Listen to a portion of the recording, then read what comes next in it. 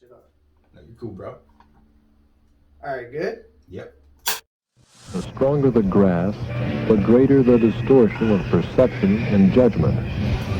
I'm from Oregon. I drink my coffee, smoke my reefer in the morning. I roll 2 J's up and then I dome them. Alex FG, Yes, welcome to the sir. Hippy Speedball Podcast, my What's up, friend. man? How you doing? Dude, I'm fucking doing good. I appreciate you reaching out, man. Yes, sir. Like, I see you're kind of on like a bit of a press run right now, so I appreciate you. I'm trying to be, yeah. It's smart. It's smart, man. I There's not a appreciate lot of it. people that do that anymore. That was one thing that kind of intrigued me about you, bud. I'm trying to get more interviews going and more content, you know what I mean? And more content, not Smart. just solo dolo content, you know, like content with other people where it's like cuz sometimes you can get in your own bubble, you know, with like creatively, and then you don't, like, if you don't reach out enough, some people, you know, they kind of think you're like I don't know, avoiding shit, you know what I mean? No, for sure. Well, and it's also best like in a community like the way the Portland hip hop scene is, at least from my observations so far. It's really good just to kind of flood the airwaves for a second, because then it gets people rumbling like, oh, who is this? You know, and then it kind of like and it's a really good move, because that's old school shit, man. And I don't think there's a lot of people that really do that. I appreciate it. I appreciate it a lot. I try to do a lot of research into it, a lot of the background shit. Can I get you to talk a little bit closer, man? Yeah, sorry. You're good. I got to do a lot of the background research though, you know, just kind of extra shit that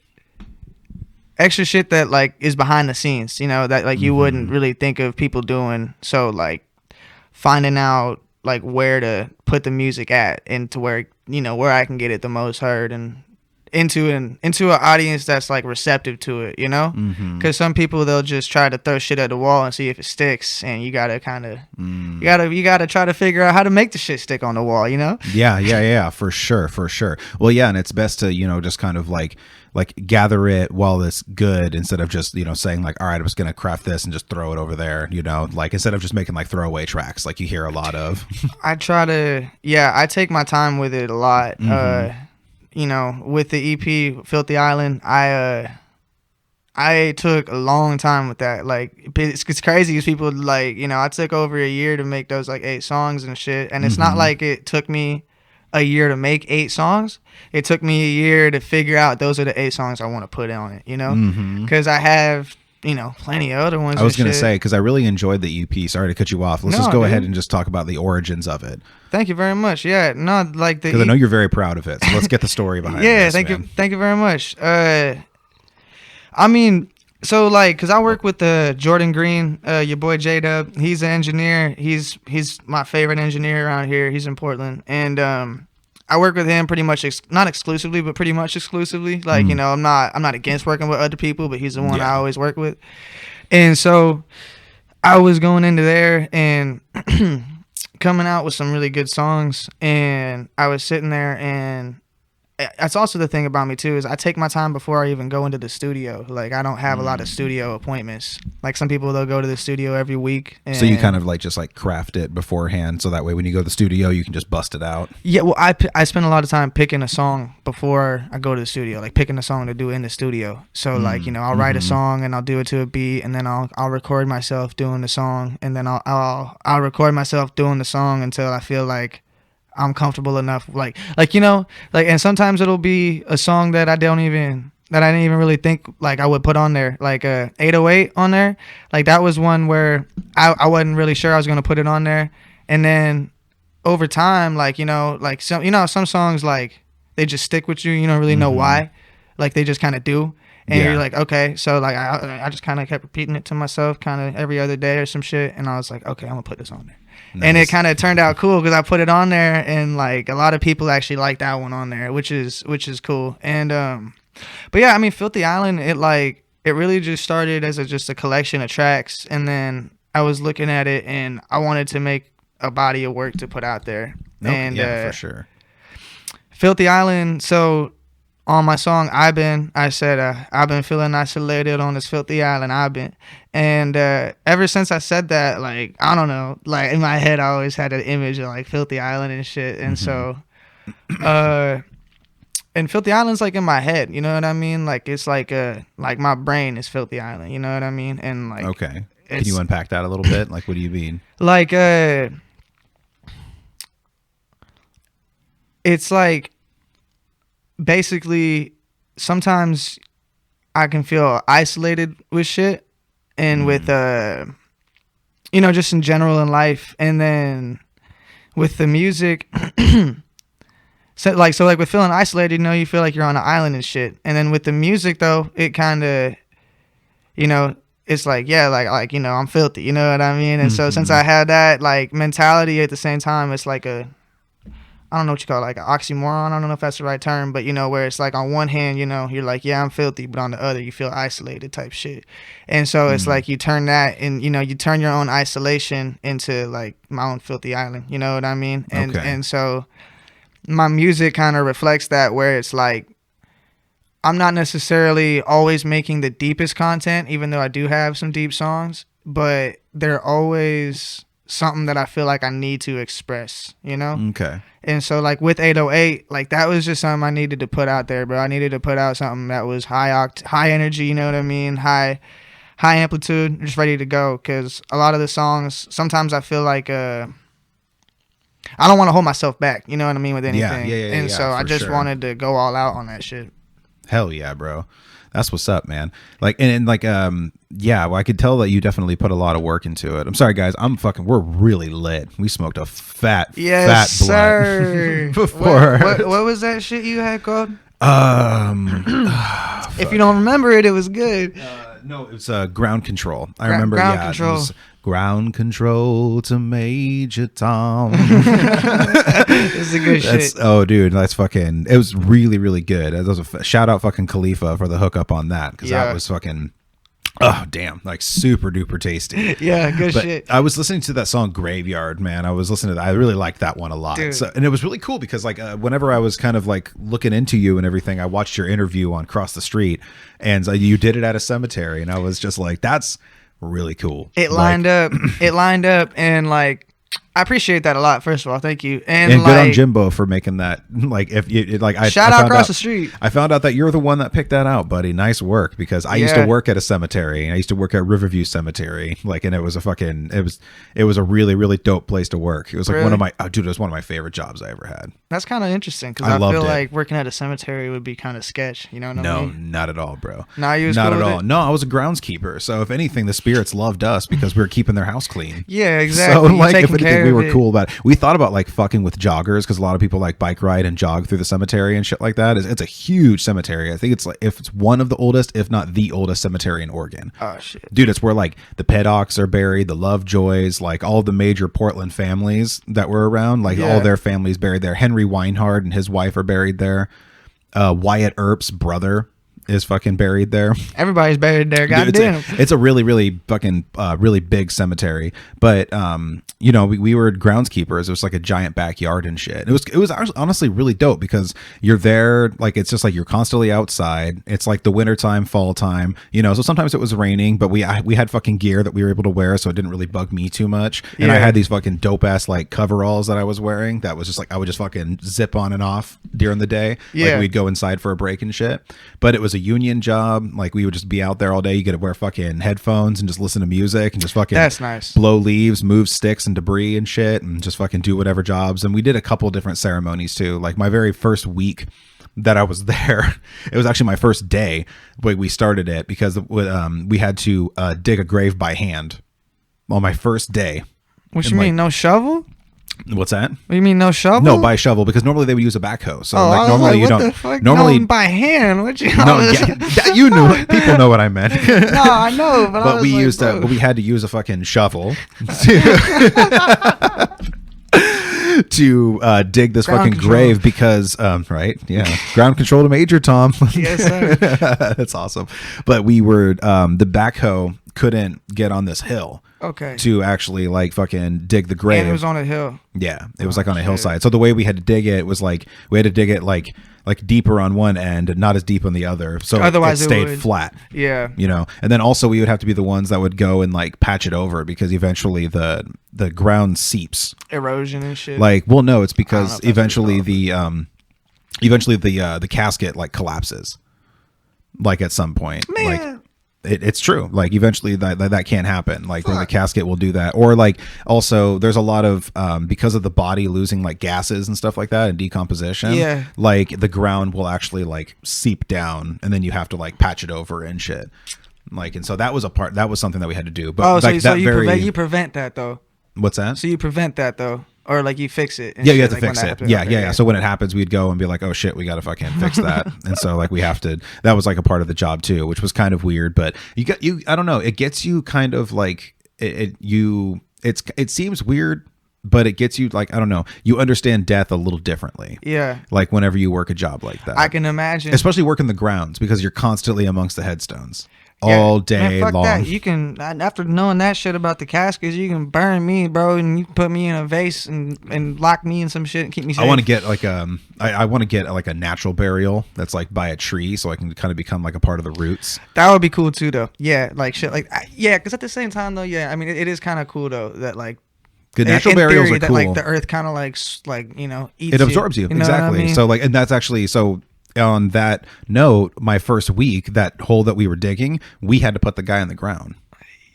Yeah, I literally had to we had to fucking walk from like the top of this hill down this hillside, like when it was like slippery and shit, carrying this really heavy dude, oh man, who was dead, and but he had a natural burial, and what they would do is you're on like this biodegradable like wooden like board. Or whatever, and then it just wrapped up in like this like sheet basically, like and then it's literally just like a body like wrapped up in a sheet and stuff like that. I know, for real. It's intense, but like it is, but it's a part of life.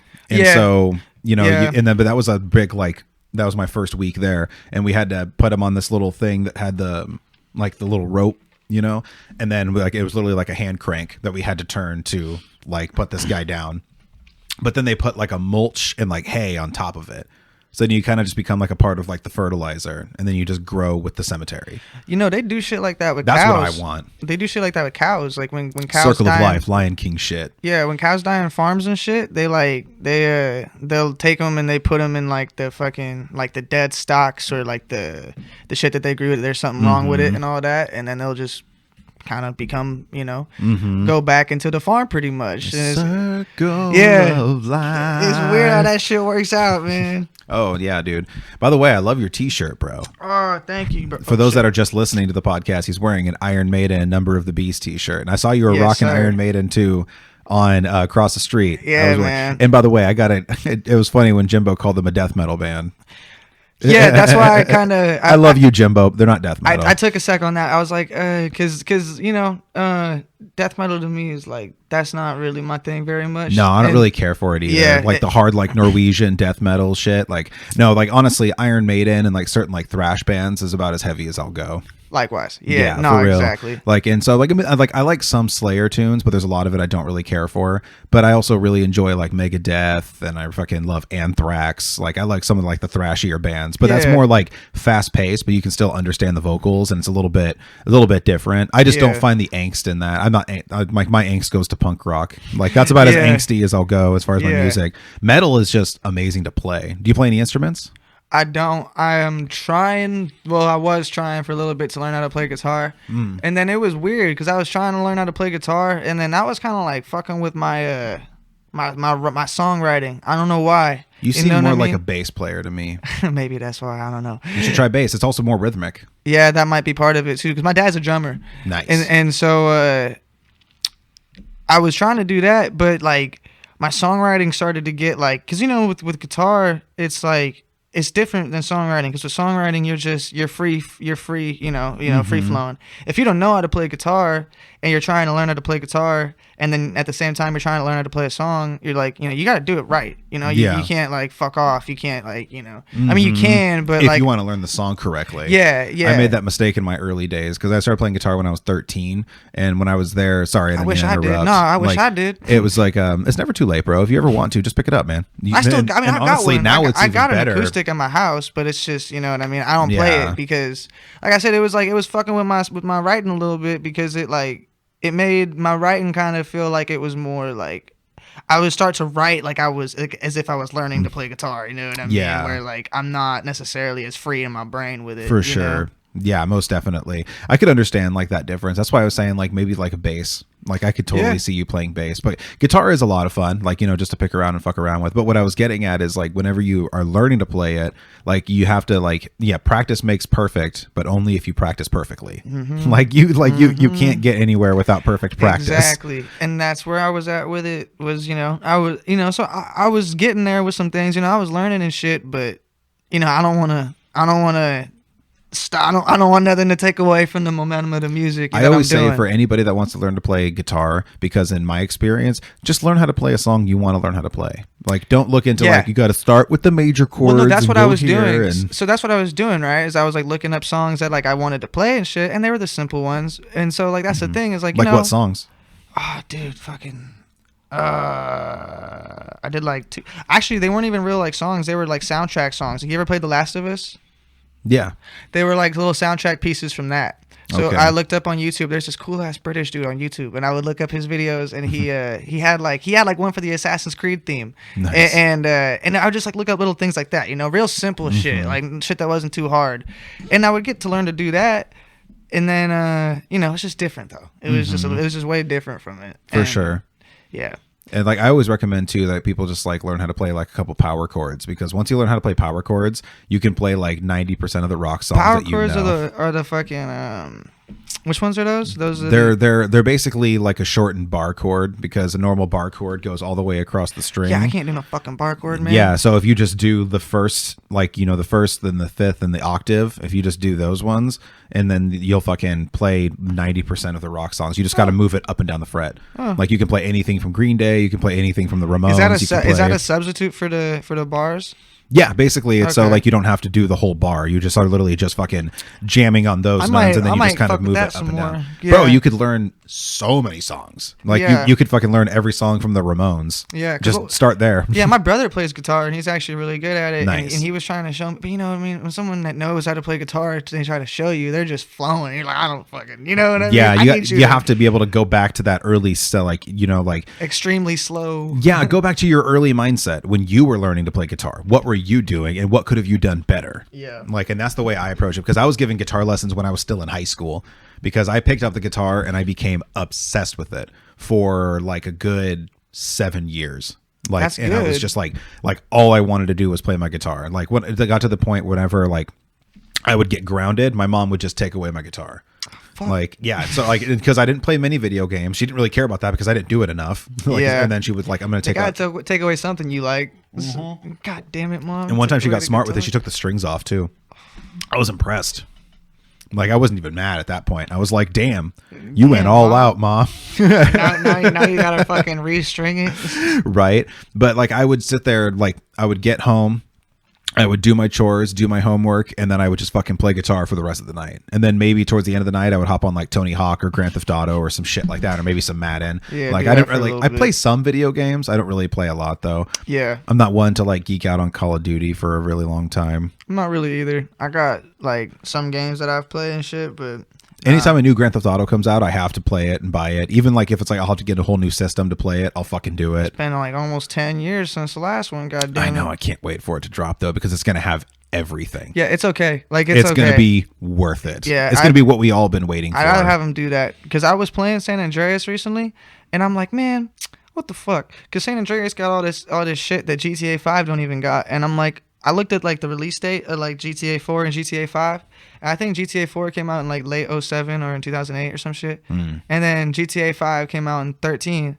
I'm like, okay, so that's 5 years. They've taken 9 years for 6 so far. Yeah. So I'm like, okay, in 6, I know that they're taking their time with it and putting more in. I'd rather have that every time. Well, they're probably also going to have VR components. That would make sense. Yeah, it's going to be like also going to be like available for VR, so you can be like in the game itself. Yeah, they're capitalizing on all the money that they can make off it for sure. Oh, bro, I mean that's where everything's going to. Shit. That's where everything is going to. Yeah. Like, and it's like, and I actually like I called this a long time ago with a friend of mine. We were like, invest in VR companies, because those are going to be the ones to fucking blow up. Or find out what the VR components are made out of and invest in the companies that make those pieces. Okay. That's also a way to do it too. Like, that makes sense. Like for the people that invested in like fucking like microchips for all the shit that's coming out, they're fucking balling right now. Like all the people that invested in the companies Yeah. that make microchips or even like the components for microchips. Yeah. All those people are fucking skyrocketing. So that's a good way to kind of look at investments. A lot of the technology investments are I mean there's certain bad ones, but the technology business is a good one to get into in general. If you can that's kind of not see gonna where the stop. flow's going. Yeah. Like you just kind of have to be able to kind of see where it's going and just really kind of be lucky and kind of strategic at the same time. So it's a weird thing because I've actually invested in some like stock and some crypto that did really well. And then I lost a ton of money during the dip. I'm still just holding on to it. So Yeah. I'm just kind of like, I didn't invest anything that I wasn't willing to lose. That's always And the key so- part of it. Exactly. It's just strategic gambling. That's all it is. And Yeah. I go to Vegas a bunch of times all the time. So it's like I know how to I gamble. know strategic gambling, motherfucker. I know strategic gambling because I don't ever walk away broke from Vegas ever. That's good. Like because I don't gamble a lot though. I only like to play blackjack mostly. I don't really care for the Blackjack's a machines too fun much. one. It's because It's a simple and fun one. yeah, and I learned how to count cards. I like the simplicity of blackjack. I love the fucking. It's like all these other card games, man. They got all these rules and shit. I like Yeah. blackjack. It's just so fucking simple. Well, it's the Get as only close as you can to game. 21 without going over. It's really, really simple. And if you kind of know the basic rules and the play of it, You it's can get really, good. really simple because Yeah. even if you just do basic strategy, it increases your odds like tenfold. Yeah. Like, and then because also it's the only game in the casino to where you actually can gain an edge over the house. It's the only game that you can actually do that in the whole casino. And maybe Baccarat if you know what you're doing. But like you can really gain like a serious edge on just like counting cards. Yeah. And so you like that's why they kick you out for doing it. Like Fuck out of here. usually they'll just ban you from blackjack. I think they Like- did that to Dana White. He fucking Yeah. he went to a Vegas casino and he won like $2 million on blackjack. And Yep. They told him to get the hell out of here. Yeah. Like you can't come back out. Oh, for sure. He got banned from the Palms. I saw that video. Yeah, That was like, fucking man, sick. You gotta get the fuck out of here. Exactly. Fucking flying around here. But hold on one second. I want to check something. So that fly fucking gets out. Oh no. Sorry. But yeah, blackjack is like the only one where you can actually gain that advantage because if you just do basic strategy, which like you can literally have like a basic strategy card there at the table with you and it just tells you what to do on every type of hand that could ever come out. Like, and it Okay. tells you to hit, stay, double, I never split. seen one of those before. I never been to a casino yet. So Oh, okay. So you can usually get them like in like a gift shop. You can fucking get on your phone. Yeah, Like yeah. you can just download it on your phone. I just only play blackjack with friends and shit. You know what Yeah. I mean? So yeah. You should do it at the casino sometime because dude. if you do it right, you can Fuck, fucking man, win yeah. a lot of money. I love blackjack. And so counting fuck. cards is so much easier than people think. Yeah. It's so much easier. It's just doing it covertly Mm-hmm. is the fucking trick. Yeah. You hear that? Yeah. I heard that. Remember one time we were walking around the casino, our first time in Vegas, and we were walking around the casino and I was kind of what's called back counting. So you're looking at tables and you're just kind of seeing if there's a lot of high cards or a lot of low cards on the table. And I looked at this one and it was, we were kind of looking for a place to play. And so we were just kind of walking. They didn't know, I didn't tell my lady at the time that I knew how to count cards. I just kind of kept this completely to myself. And so I was back counting on these tables. And then whenever I was, over there, I looked over and then I saw that there was nothing but low cards on the table. Like there was like a few 7s and 8s, but most of it was like fucking like 2s, 5s, 7s. It was like nothing but low cards. And then I saw them that they put the cards back and they didn't reshuffle. So I was like, let's go play it there. Yeah. And literally I just bet down fucking $20 and then I got blackjack. And then I knew that there was 21 first hand, and then I knew that there was still a fuckload of high cards in there. So I actually stayed low on the second one when everybody else was chasing the blackjack, and so they all busted. I won the second hand, and then I got blackjack again. Damn. So I fucking I walked away with a decent little chunk of money right there. Yes, sir. And then, but immediately we were being watched. Like immediately. Yeah. They didn't come kick us out, but we were being like followed. Like they literally just came and like stood by us. Yeah. And then one time we were killing it at the roulette wheel because I have this kind of like strategy to where it's like if you have friends with you, you just kind of create like a spread amongst there. You just kind of all like go in together and then usually you can turn a profit together. Yeah. Like it might not be as much because you're splitting it, but like you can fucking Someone's gonna get do something. it. Oh, exactly. Dude. Yeah. And it works like a charm because you have someone bet on odds, someone bet on even, and you have it set up so no matter what, you're either going to get your money back or you're going Break to, even. or yeah, you're going to break okay, even yeah. or you're going to get profit.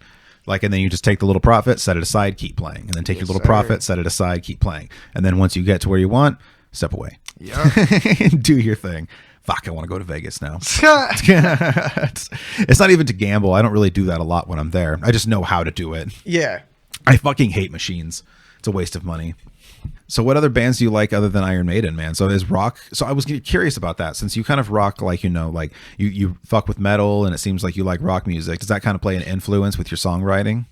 Well, like, the funny thing about me is I still like some of the shit that people would like, you know, like some of the shit that was my middle school or like as a kid shit. So I still like simple bands like 3 Days Grace or Papa Roach and shit like that. People that still like those, man. There's a reason they still sell out shows. Yeah, and it's like like they do, but I can't really say in what way. You know what I mean? I know that I know that I get influenced a lot from just from like the general like certain things from different bands or artists. You know what I mean? Like Culture Wall, country singer. He's one of my favorite artists in general, and I'll get certain, you know, I'll see certain parts of them that I can like, you know, admire and shit, because it's like with let's say like 3 Days Grace, for example, they were always good with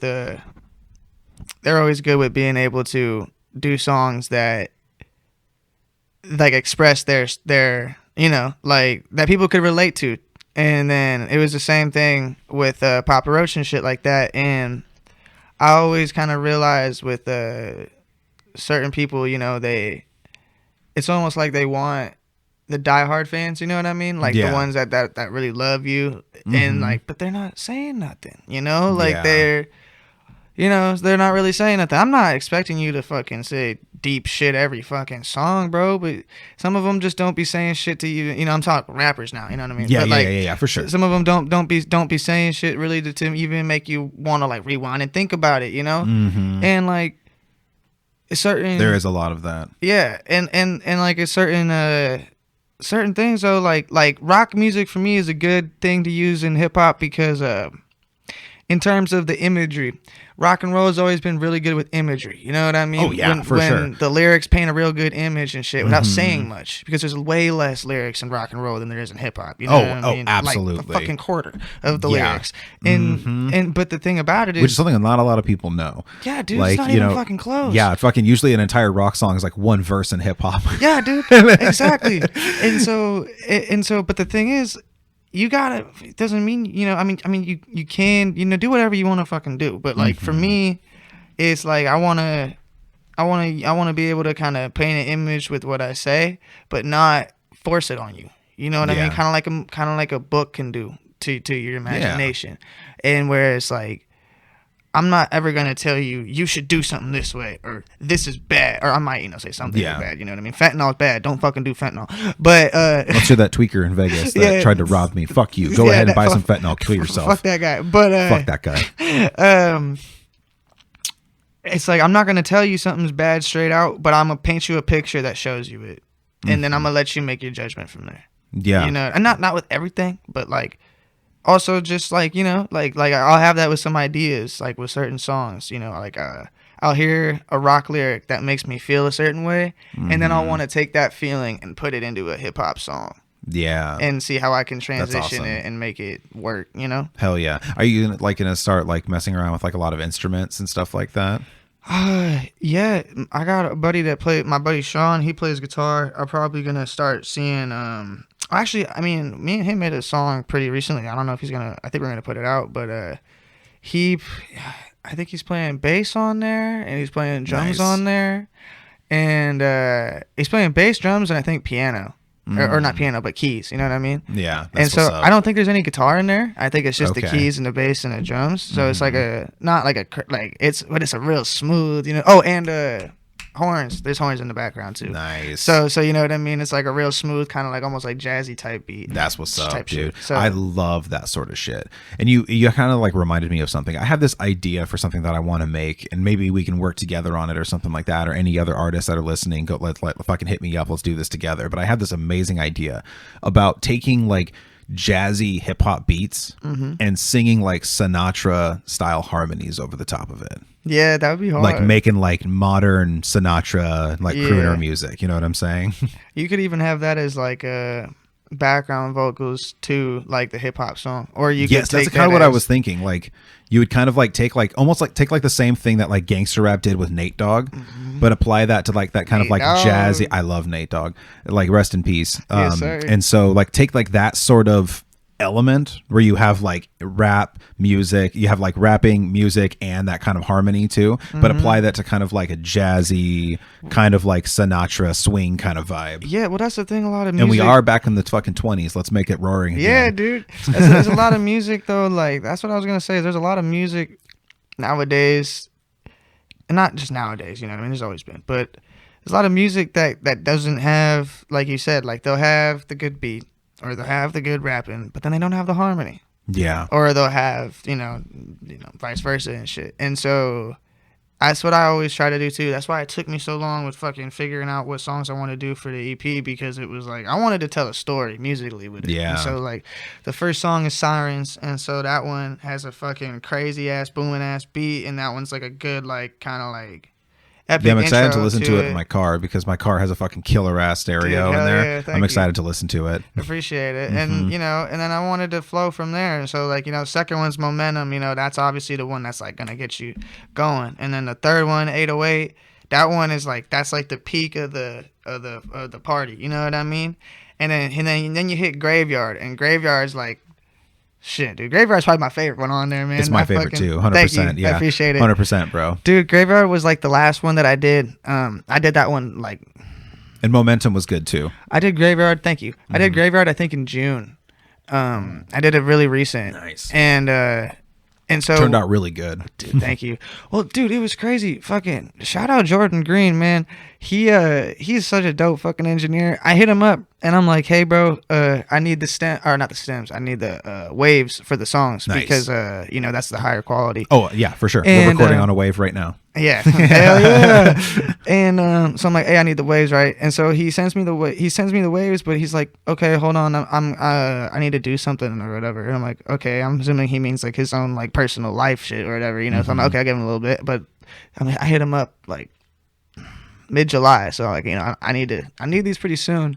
And so I hit him up like the next day or two, and I'm like, yo, bro, can you send me those? And he's like, yeah, sure. And he sends me them. I didn't even realize he was making changes to the songs, like up until like the last second. And like this is after I paid him for the studio time and shit. I mean, I'm not asking him to make these changes. He's just going and making them. That's on what's his up own. though. Hell yeah. And so like he did little things like he's on the hook at Graveyard, and he.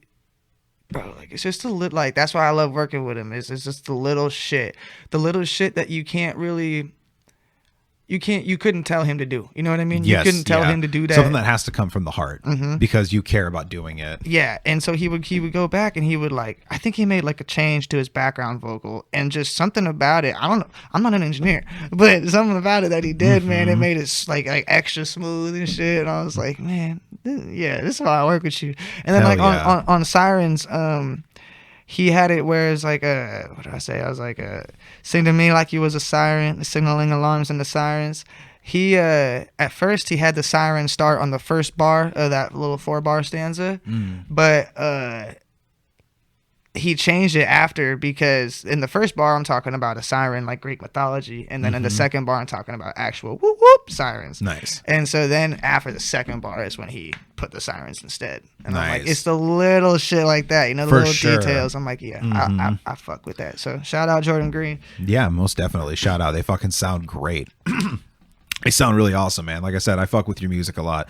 I've had some people hit me up to come on the podcast, and I didn't really care for their music that much. And I just kind of told them, I was like, hey, I don't really know what we would talk I about. don't know what to say, bro. Like, I don't know. Like, you know, it's like, unless they, you know, were like, you know, unless they like, you know, did some research, because I do research on all my guests. And so like, you know, sometimes it's a little bit more in depth. Sometimes it's not really that much. Like if it's a musician, I just really want to focus on your music and your creative process. And, you know, you show the world your art through your music, and you come on the podcast to show your brain. You know, Exactly. and then, you know, this amazing flowing conversation, getting ripped and fucking hanging out on the Hippy Speedball Podcast, Getting available goddamn everywhere you get stoned. podcasts, and on YouTube as well. Go ahead and Shout hit out subscribe Hippy and like. Speedball. Thank you, sir. Appreciate that. I appreciate you So having I'm me actually on, curious, man. What made you want to? What got you turned on to the podcast? What episode was it that you first found? Dude, so I got it on here. The first one I seen was the one you did with Swiggle. And then nice. Shout out Swiggle. That was a good time. Yeah. Shout out Swiggle. I saw it on there was the Oregon Hip Hop Awards that they was doing on. They you were. That's right. You were mentioning this before the podcast. Like, so yeah. Shout out to Portland for putting me on there. I completely. Yeah, you got a good amount of votes on there. I think you was I'm pretty sure you was top 3 on there, and there was like probably like fucking 12 or 15. You know, that's what's that up. was And you put said up Parkins on there. Park won, so I think it was Parkins Park across the street, one of the two. Oh, okay. Yeah, I'm not sure, and I don't think the voting's done yet even. But okay. Yeah, it's just. Well, I didn't even know it was on there. Like I stopped chasing awards, and I think. Wait a minute. I think this is. I wonder if this is the same one because. Brandon Frowns from Park and Spark, he said that he nominated me for something. That might have been it. So maybe he was the reason. But that's dope that so many people voted, man. That's really cool. Yeah. Thank you so much, Portland. I appreciate that. Yeah, but that's where I saw it on, and then from there, you know, I got turned on to it. And I watched a little bit, and then I hit you up, and I was like, "Yo, let's get this shit going." I appreciate you actually, checking it out before. You know, I've had some people that come on and they never even watched or listened to the podcast. Yeah, I try to do, I try to at least fucking, I'm not gonna hit you, be like, hey, bro, do this. I know, for me, and I was thinking, I was like, that's risky. Like to, just say like, oh, there's a podcast that interviews musicians. I'm gonna go on there without listening to an episode. Yeah. Are you sure? It's like you don't know who I am. Yeah, you don't know what he's gonna say. I don't like have anybody on the podcast that I don't like. I need something to talk about. With a guest. Whether it's like because I really like your music, and one thing I also really really dig about you is your music video that I saw on YouTube, man. I can't remember the name of a song, but it was like really cinematic in the beginning. You were in a car, pray for me, shit like that. Yeah, pray for me, dude. You should do more of that, bro. Add a cinematic value because I don't see enough of that. Yeah, I don't see enough. Like it's like a little mini movie before the song. Yeah, and I fucking love when rock songs do that. That's a really big thing in rock music. You don't really see it a lot in hip hop. Yeah, I like that too. I did that video with DeAndre Collins, Collective Films. I want to get him. I want to get him on the show because I've seen so many of your music videos, buddy. Let's fucking get you on the podcast. Yeah, so that shit turned out dope. I've done all my videos so far with him, and they've all turned out real dope. But yeah, I'm really I got ideas for things coming up. Like the next videos I'm gonna be doing are gonna, they're gonna be very cinematic with it. Like I'm not really I've never been the guy that's really interested in just doing like a stand in front of a stop sign smoking weed type video. Like you know, like they're all right and shit, but I did that type of video for Momentum because bro, Momentum, oh my god, that video was so fucking. We had a plan to do another video. And we was going to do that video at a hotel. And we show up. This is before I turned 21. I was 20. And we show up at the hotel. And I don't know why the hell bro, this is one of those hotels you pay. I think you do anyway with hotels. But you paid before, or like you paid some before showing up or some shit like that. Yeah, you have to do that pretty much with all of them. Yeah, and so I show up and shit, and they're like, yeah, you can't come in. You're not 21 or some shit. You can't stay here. I'm like, what the fuck? Get fucked. You let me pay. Yeah, right? Bro, what you talking about? Give me my fucking money back. Yeah, and so fucking, I ended up getting the money back like the next following day or whatever, but I couldn't. Like that was like the set, like we were gonna have like a whole little setup, like in the room and shit. And I was like, God damn it! And so that video, we're like, man, fuck it, the video's scrap. And so I was just like, all right, well, fuck it, we'll just do Momentum. Should just fucking filmed it in the lobby. Dude, I know. Fuck you. That would have been fucking so dope. That would have been beautiful. Would have been legendary. Have a little. It's like, we can't stay. Turn it on.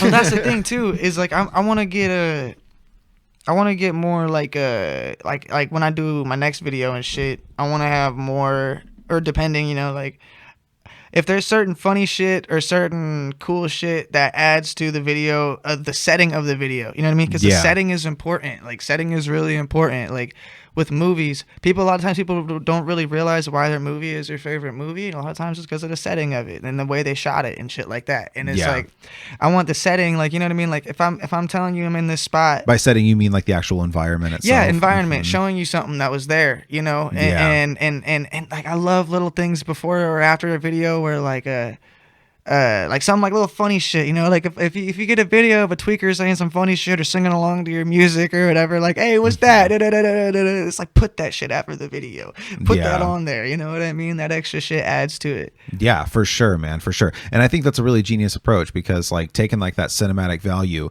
like we're kind of approaching an era to where that's becoming a lot more valued about the way things look and the way they sound. Yeah, like it's becoming a lot more, exactly. Like, and then also like people hear with their eyes first. Yeah, but also you can't get away with shitty audio. Like you can get away with subpar video, like because you can film a dope music video with a shitty ass camera, but the song still needs to sound good. Yep. Like it still needs to sound good. Yep. And that's the thing about podcasting too. Is like it's so important to like really try to get the best audio within your means, because like don't neglect it. Anybody that's starting a podcast, do not neglect the audio. Like that's like a photographer saying it's okay if I take shitty pictures. Yes. No, it's not.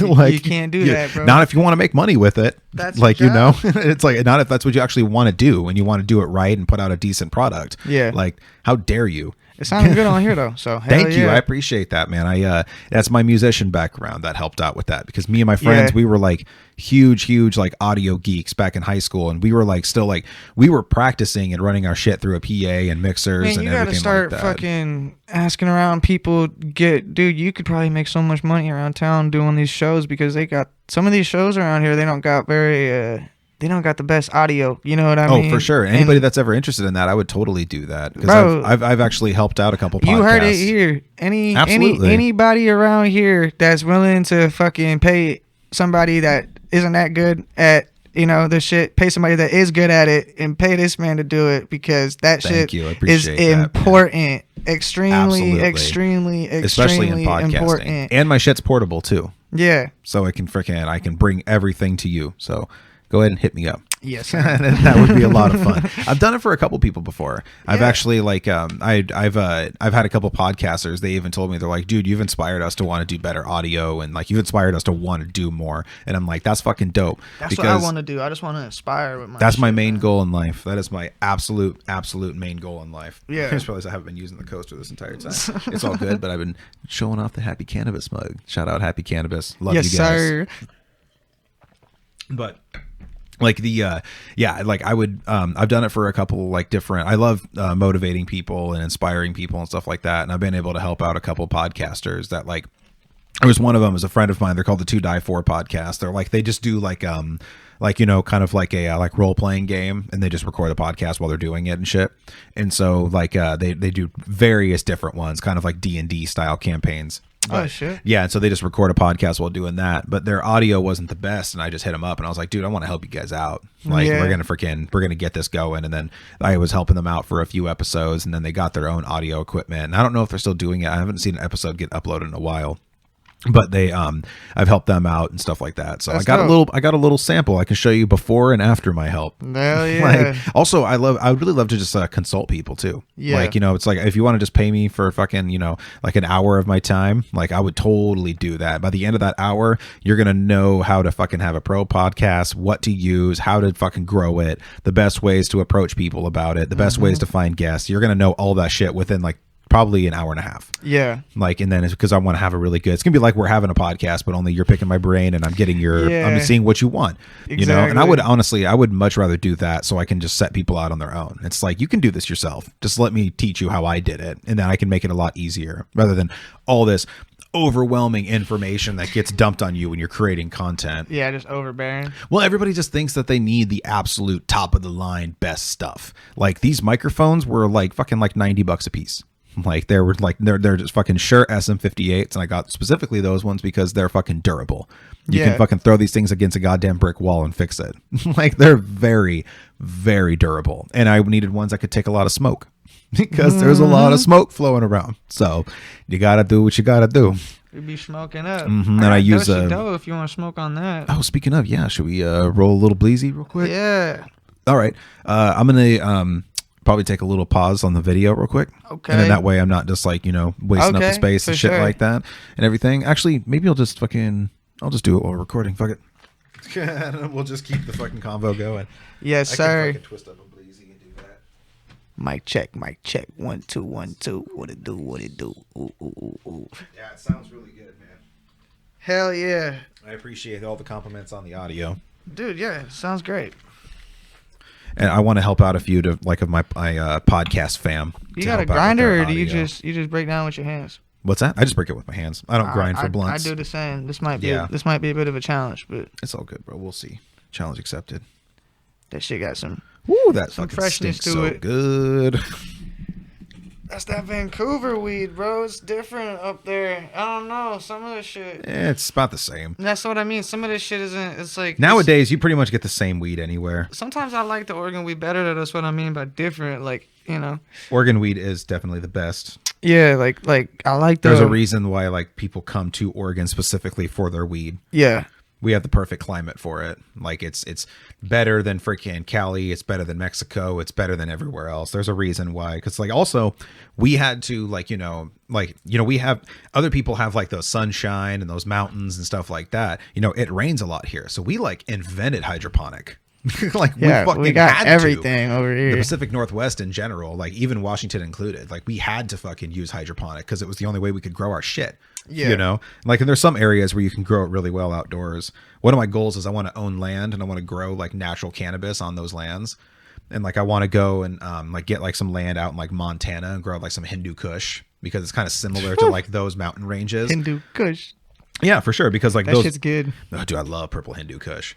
And so, but I also want to get like some land down in kind of more like a jungle type area, like maybe like not jungle, but kind of more like maybe like Louisiana or somewhere down there, kind of in the bayous. And I want to grow some really chronic sativa because it kind of and I want to grow some like Durban poison down there. So I want to get like some good like land raised strains and grow some OG outdoor weed. Yeah. Like fucking like historical bud down there in the bayou. And I got access to like original Kush and original Durban seeds, like true authentic ones. Yeah. I have a couple grower friends who can get me those, like no problem. Yes, sir. Especially Durban. True Durban poison's not hard to find. And it's actually a land-raised strain. So Durban poison, if you can find true Durban poison in a dispensary, and normally it's not very high THC.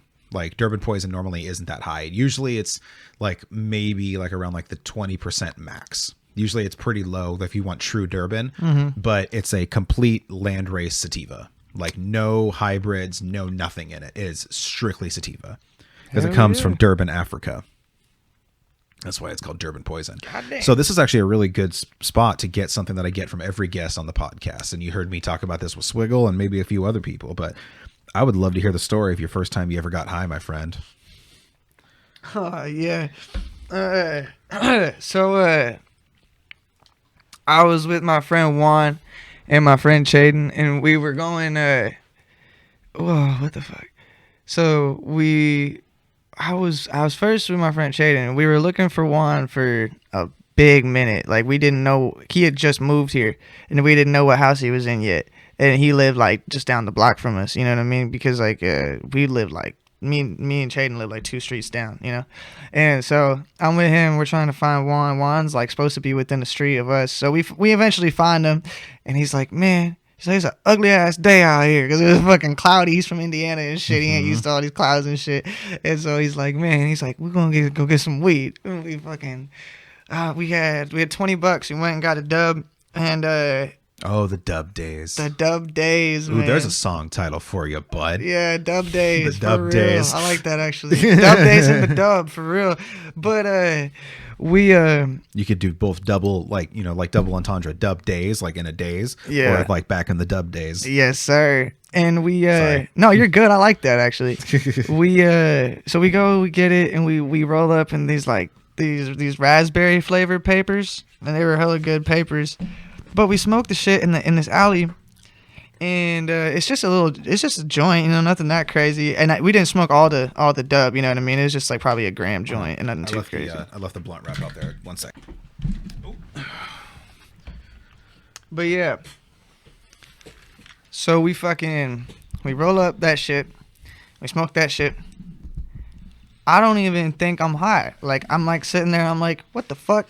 Like, my whole life I'm sitting there, I'm thinking I'm gonna be like on some acid type high shit, bro. Like, I'm like, you know, I'm expecting this shit. You realize you were lied to. Yes, yeah. I'm 14, you know what I mean? I'm sitting here, I'm like, I'm expecting I'm fucking gonna flatten like those commercials and shit, you know? And And nothing really happens. I'm sitting there, I'm like, man, this is some fucking bunk. What you guys like? Did you guys lie to me? And so I go home though, and like I'm tired all of a sudden. I didn't realize I was tired, probably because because I was smoking weed. And I get home, and I swear to God, like I laid down on my bed, and I laid down like on my stomach, and I laid there, and I got my door closed but not latched, And so my dad's out there, and he's talking on the. I don't notice. I just hear him out there, and he's saying some shit. I don't know what he's saying, but it sounds like he's talking to me. But I just hear, you know what I mean? I'm like, what? And he's just, and he just keeps talking and shit. He's just not really not really responding to me. I'm like, what are you saying?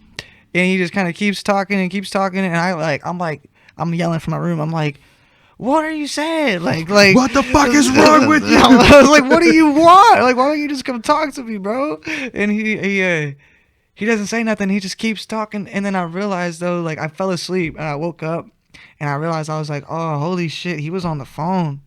The whole deal, he was just on the phone out there talking to somebody. He's probably sitting there like, what the fuck is my son doing? the actual like room, like because he was on the other side, all you heard was like, yeah. And so I'm sitting there and he's on the phone and I'm like, what the fuck?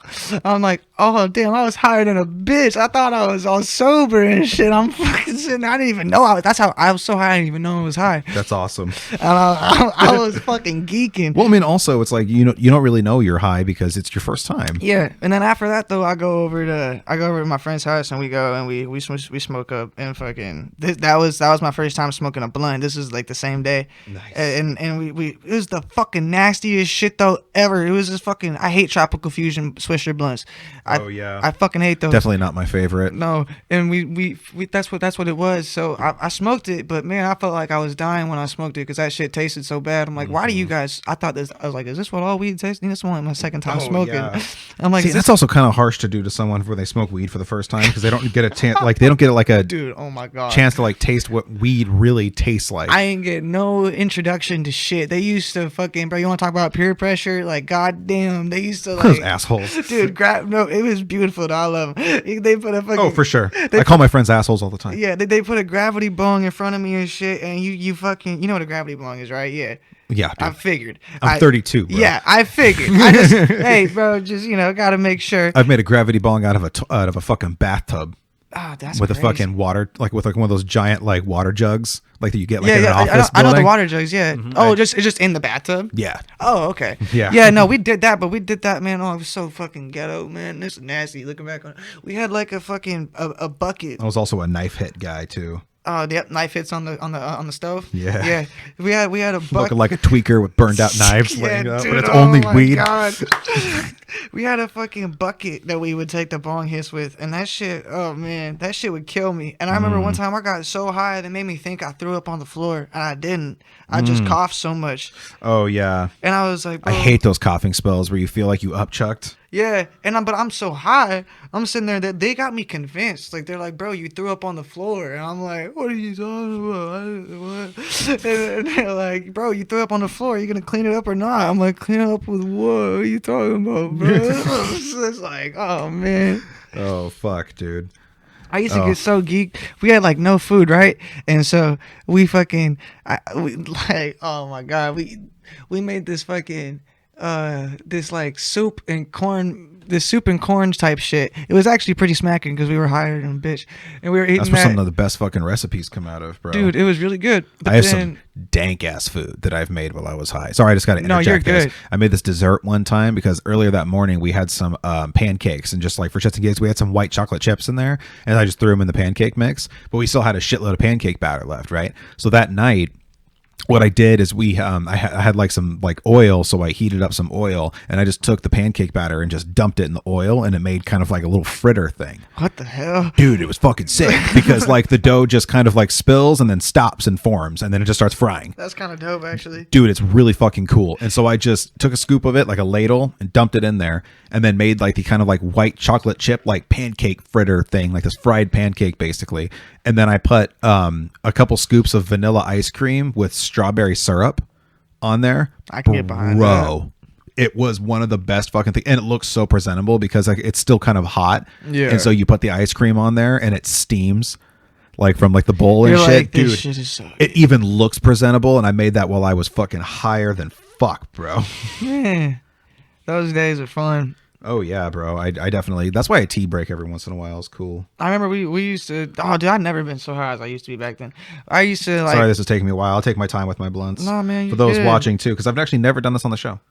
Oh, first time for everything. 100%, bro. So Yes, you're my sir. first person I've actually Hell rolled a yeah, blunt man. with on the air. Let's Where get people it. actually see, oh, that's what he's doing. And I crutch my blunts too. Shout out to homeboy that I met at the Khalifa Social Club on 420. I mean, I don't know why people don't crush their blunts. It's the best way to do it. Continues the airflow, and it And you doesn't don't get all get nasty at the fucking- end. yeah, man. And you can smoke all the weed. Yeah. Like, put a little filter on there. Why not? Like, it's like, I don't get. So I was at the social club. That's just kind of a pushes good it up. transition. And so, like, yeah, you just like, it's not like you get, like, you might get, like, technically that much less, but what is that? One hit? Like, Yeah, but I it mean, don't matter. like, yeah, exactly. And so, if you and most of the time people don't even like if you pack it, you good. Like, you know. yeah, I just packed the fuck out of this one. Yes, sir. Thanks for supplying the flower. Yeah. I'm excited. And it's got a little triangle, like a 9. Let's go. That's pretty cool. All right, let me clean this up real quick. But yeah, what I was getting at is at the Khalifa Social Club on 420, I was rolling a blunt, and I put the crutch in there, and this guy, this is your shit, my bad. This guy was like putting, I was sitting there rolling a blunt, and I put the crutch in there, and this guy's like, "Wow, man, you really crutch your blunts?" And I just looked at him, and I was like, "Yeah." Just like with a big ass smile, and I was like, Ain't "Yes, nothing sir." wrong with it. And then he hit it, and he was like, "Wow, man, this is actually not so bad." And I'm like, "You think?" I crutch my blunts. Exactly. Too. I didn't at crutch first. everything. Yeah, Everything. dude. It's just a smoother smoke, and like I said, it also helps the airflow. It just don't get Like, it fucking weed in your facilitates the mouth. airflow. I fucking hate Exactly. getting weed in my mouth. For that sure. shit Me pisses too. me off. It's like getting hair in your mouth. You want fucking hair in your mouth when you shave? That's why you close your mouth when you shave. Exactly, right? That's why you see guys going, yeah, it's the same shit, man. That's why I put crutches in my fucking. Oh, sorry. No, I you're put cool. crutches in my shit. That way it doesn't. we have a fucking- shave face like girls have when they do their eyebrows. Like, they're all like, Yeah, pretty much do the Like- same face. exactly. It's the same thing, only we have to keep our mouths closed and stuff like that. No, yeah, but. There Nah, you go. I gotta The put blunt crutches is in my rolled. shit. I wonder how long that actually took me. I'm gonna have fun editing this because I can time myself. Yeah. I should even try to like throw like a little timer on there. Yeah. That would be cool Dude. just to see. Just a little countdown on it. I like to add a little bit of cinematic value to the podcast, No, it's dope. you know, and like I said, like fucking, this is what the guest is gonna do, and this is gonna be the intro shot, you know, of you Yes, doing sir. that thing. Let's get it. I got a really good one of Zane Thomas, and it's just like, and that's exactly what I'm gonna start the podcast with. The guest doing that, unless it's like done via Zoom or something like that. Yeah. Then it'll be a little different. 1 second. Not very many Zoom podcasts no more though. You'd be surprised. Well, I mean there is, but there's not really like a. I mean there is a need for them for people that are far away, but you know what I mean. If someone's local, it's like Yeah, unless they're scared to, you know, for their own reasons to not do it in person, then that's fine. But yeah, but it's not really done. Like, it's usually because they live far away. Like, it has nothing to do Yeah, with because yeah. like they're afraid to be in person. I would love to be able just to go travel. Like, that's one thing I plan on doing with the podcast. Like, I want to go on tour.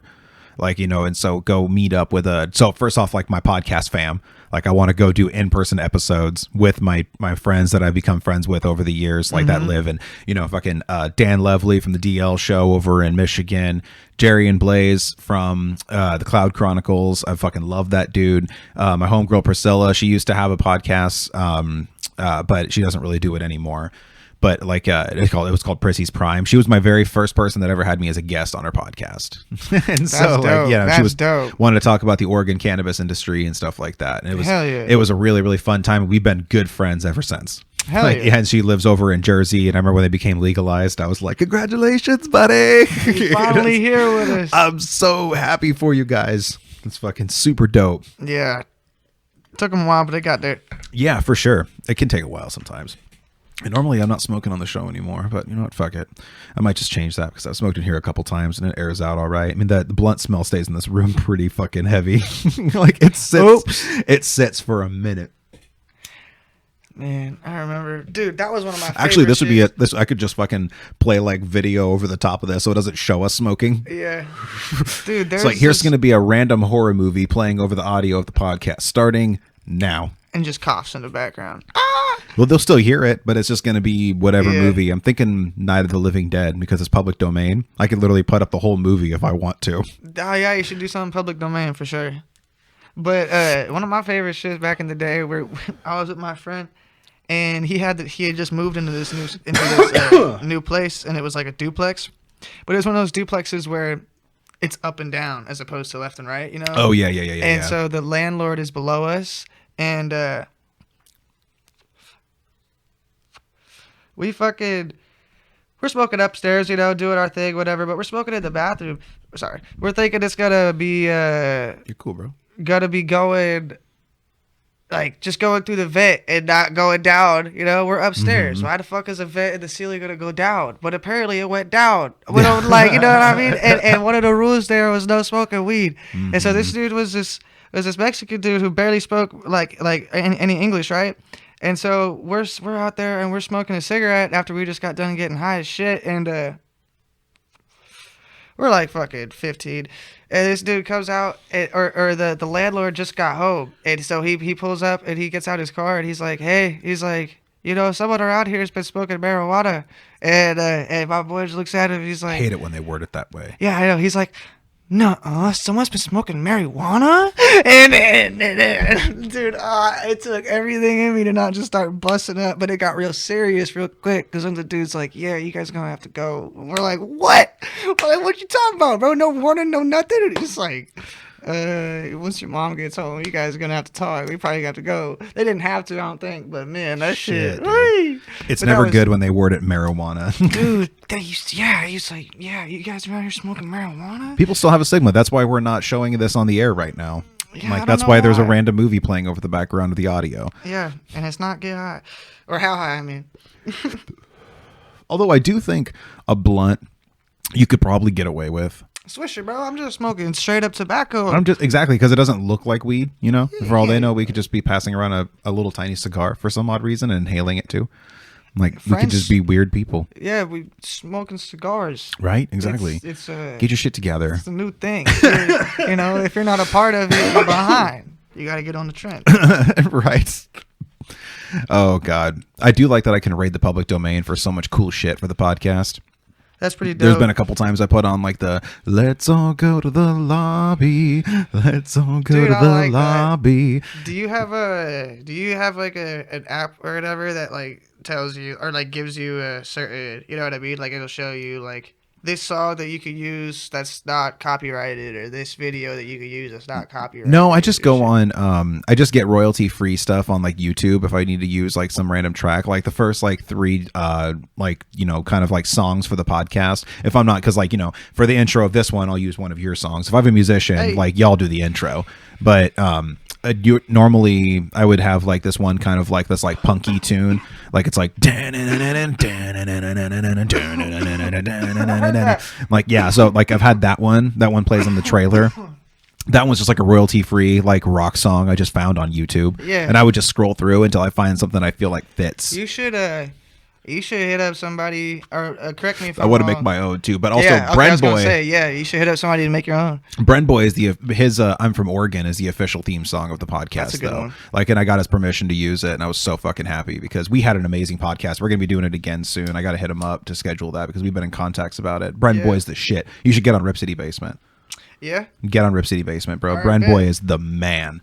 Like, he's the first person to ever play me on actual like public radio. Oh, really? Because he loved our episodes so much, he played it on KBOO. Nice. Dude, That's it was dope. Such a great time. Like, he even like would hit me up. He's like, bro, I'm listening to it again. I fucking love this shit. And I'm like, dude, thank you so much, man. Yeah. And it meant a lot to me because we had a great conversation, and I can't wait to have him back on the podcast. But he made that song that's like, I'm from Oregon. I drink my coffee, smoke my reefer in the morning. I roll like 2 J's up, and then I dum.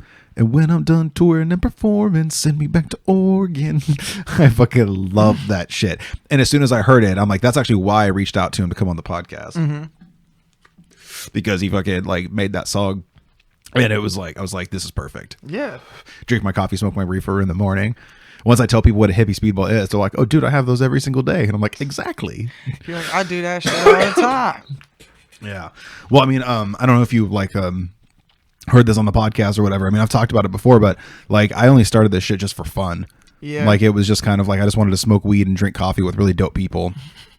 And it was also kind of like my because I was off social media for a really long time, and I've said this a million times. I know people might be sick of hearing it, but I was off social media for a really long time. But this, like, I don't really talk about this that much. The podcast was kind of like my reintroduction into society, because I've been a fucking gray man for a long time, like years and years of nobody knowing who the fuck I was, being completely in the shadows, doing my own thing. Like I had no public face, no nothing. And so doing the podcast was kind of like my own version of what people get from like posting on Instagram, posting on Facebook. I don't get that from that.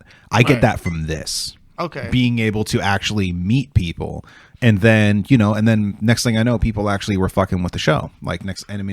It's really you fans that really made me start taking it seriously, because it was like, I just was doing it for fun. And then all of a sudden people were like, dude, I really dig your podcast. And I'm like, really? Why? And then I just had more people wanting to come on the show, and then more artists wanting to come on the show, and then more people that I can, like, all the amazing people I've been able to meet doing the show. Like, I've been to a fucking weed farm, did an episode there. That's crazy. I fucking did an episode I'm not redoing, but I'm doing another one with Joe Pietri. They called him the King of Nepal.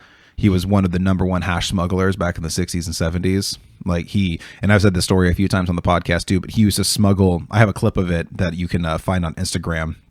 And he talks about it, but he fucking smuggled dogs, but the crates that they were smuggled in were made out of solid hash, because when you compress the hash, it looked like plywood, and they made these little fittings for it, and then they built crates out of it. So the whole crate was made out of hash, and they would ship around dogs, so that way if a police dog came, they would just be more interested in the dog than the crate itself, and then they would just bypass it. Damn. And it worked for a long time. He was smuggling hash all over the world. Like fucking crazy. the U.S., India, Nepal, fucking England. Like he was fucking dealing with like all sorts of different amazing people, bro. He's got an amazing Thailand too. Like That's pretty badass. amazing stories. Like this is like a guy that needs to be like on Rogan. Yeah. Like he could have an amazing episode on there, and it's the least I've ever talked on a podcast. Because like he just went off on his story and I couldn't stop just listening to it. Like it was just so amazing. Yeah. The first pandas that ever came to the US were on his hash crates. That's wild. Isn't that crazy, bro? And then because eventually he couldn't do the dogs anymore, so he started smuggling like exotic animals, and he was getting like different animals from the circus and shit. And he got these chimpanzees that were addicted to cigarettes. And so I think they were chimps or like some sort of monkey that was a chimps. They choose that shit. no, I don't think it was a chimp. It was some kind of monkey, but they were addicted to cigarettes. And so like when they landed, like when they were there, they came up to the people, and like apparently a lot of people in this area was like, is that your leg? Yeah, that's my leg. Oh, okay. Yeah, sorry. I was about fucking ready to jump the fuck up. Like, who the hell came in the door? No shit. It's locked, but it's still like, what the fuck? But anyway, like, these monkeys were like addicted to cigarettes, and then they were in this one town, and these people like smoked a lot of cigarettes there, and one of the monkeys fucking like reached up and asked for one, and they gave him one, and it started lighting up, and it was in the newspapers and shit like that. But those ones were on his hash crates too. That's wild. I know, right? I might find a fucking article, like if I can find the article, like an original picture of it, I'm gonna fucking put a picture up. If I can't, just enjoy whatever public domain movie is playing in the background. Yes, sir. I might switch it up, go to a few different ones. Also, I have like an entire anti-weed propaganda film. That's beautiful. That's what I'll play over it. There you go. Beautiful. You should do that. I'll play that one, and it's all public domain. Yes. I have like a clip of it at the intro of the podcast. Yes, I like, recommend it. Because you hear like that, like it sounds like a TV turns on in the intro. It's like that, and you hear like the stronger the grass, the greater the perception of, the greater the distortion of perception and judgment. And then you, Oh my I'm from God. Oregon. I'm from Oregon, and it just clicks over to it. And then I used to have like a coffee pot pouring, but it sounded too much like someone taking a piss. So I changed that, and I was like, and it sucks because you can hear the coffee noises. Like you can hear like the paper cup hitting down, and then it pours into the cup, and it sounds like it's just in a paper cup, but it sounds a little too close to someone taking a piss. Yeah. And so I was like, all right. So I changed that, and then I also used to have like just like a bong hit. The intro has changed so much over the years. That's good, though. Almost 2 years that it's around now. It's crazy to think it's been that long now. My original co-host unfortunately passed away recently. Rest in peace, Trey. For those that are listening, I haven't actually shared anything about that. It's my first time talking about it on the air. Oh yeah, I think so. Yeah, and yeah, because I don't think I might have talked about it with the one with Petey Boy, because I'm still editing that one, and I have to go back and listen to it again because I have so much content, dude. Right. I actually have like a fucking this like drive that's almost a terabyte, and it's almost like entirely full of like all of like the masters of the podcast. I have all of the original episodes, all the original videos. I have tons. I probably have 20 episodes I've never released. Damn. Yeah, of ones that I've done with people that we just ended up redoing it, and then we released that one. Or times wherever the audio fucking was shitty and I didn't want to release it, or times where there was a fuck up or something like that. Dude, I have so much. One of these days I'll release it all. It's good to have that content. Yeah, so once I actually get enough like name and notoriety and stuff like that, Like a little blooper reel. No, what I want to do is I want to actually go old school and put it on a CD and make it like a giant like collector's edition. That'd be dope. Of a shitload of unreleased podcast episodes, all in CD format. That would be cool. That comes with a digital copy too. Yeah. It comes with a QR code with a free download to the entire discography of all the unreleased episodes. And keep in mind how many are going to be unreleased in between that point too. Yeah. Because I have some that I've done with people, and I'm like, you know what, we could do better. Do you want to come back over? Or times wherever somebody else has done it too. That's how it is a lot, bro. And honestly, like, and I don't really mind that either. A lot of people are like, dude, I'm so sorry, but is there any way we can redo that? I'm like, no problem, dude. Like, I just want both of us to be happy with whatever we provide, you know? Yeah. Unless like it's like a big interview and something really, really crazy was revealed on my podcast. No, that bitch is coming out. Yeah, you know, it's like, unless it's something like that, and it's not like, for clicks. man. It's if it's something I feel like people need to hear or know, you know, it's like, let's say there's like a kind of like a prominent figure that people look up to that kind of like low key expose themselves on how much of a fucking asshole they are. Like, that shit's coming out. Like, Yeah, you know, it's straight like, up. dude, you're betraying a lot of people. I'm not feeling this. Yeah. But I'm also the type of person, like, you know, it's like if I have an issue with someone, then I'll just confront them face to face about it. You know, like, or I'll just kind of look at it as like, you know what, like I would be mad at one point, and then the more I sat on it, I was like, it's just not worth my bandwidth anymore. You know what I mean? It's just not worth it. And so it's just like, it's honestly like, there's some people that you try to put energy into and then they just don't want to put that back. And you're just like, all right, whatever, dude. It's like, I'm running on an empty cup here. So I'm just going to go fill my glass elsewhere. Yeah. What about You know, it's just like, I'm out, you know, but you know, it's like, and you know, you can be friendly with people, but you don't have to be friends with everybody. Exactly. You should be friendly with everybody, not friends with everybody. Ooh, that needs to be on a t-shirt. Trademark Hippy Speedball Podcast. It's you know, I'm learning that fucking thing right now. I wanted to ask you, man, have you ever taken mushrooms? Yeah. First time was kind of fun. Second time sucks. I don't really fuck with the mushrooms like that. Oh, really? What happened, buddy? No, dude, second time just Can you wasn't talk fun. a little closer, bud? Oh yeah, second time just wasn't that fun. You can also pull this back if you need to. But it just like you know, I fucking I You just just had a bad trip? Yeah, just bad trip. I mean, it wasn't like the end of the world. I didn't have like horror hallucinations or anything like Well, that.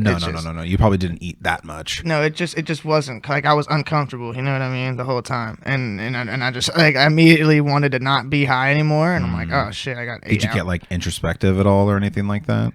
No, like you know what I mean. You just didn't like the way it made you that's feel. That's how I am with the, you know, like with other things, but like it's like, bro, like, nah, it just wasn't. Yeah, I didn't really like the way it made me feel. The first time I did it was the 4th of July, so that was fun. You know, Nice. I had a good time. That's a good time to take mushrooms for the first time. Yeah, but the second time I didn't really do anything, and I think that was a big part of it. Is I wasn't doing anything. Sounds like you just were in the wrong environment too. Yeah, in the wrong mindset. Too. Exactly. Like, you know, yeah, that's like, another thing that people have to be really cautious about when they try to take psilocybin, because it'll take you on a fucking ride. If you have a certain mindset, it's going to slaughter your ego.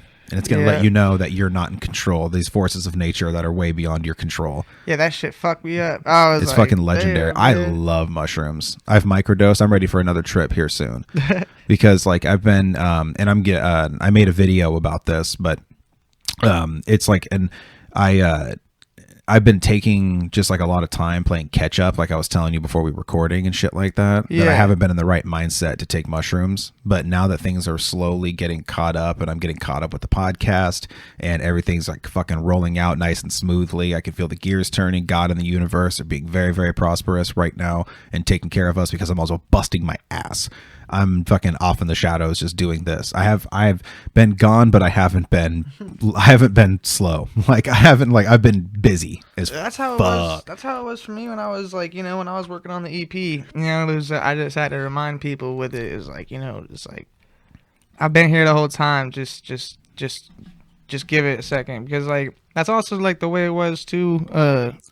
The way it was too growing up.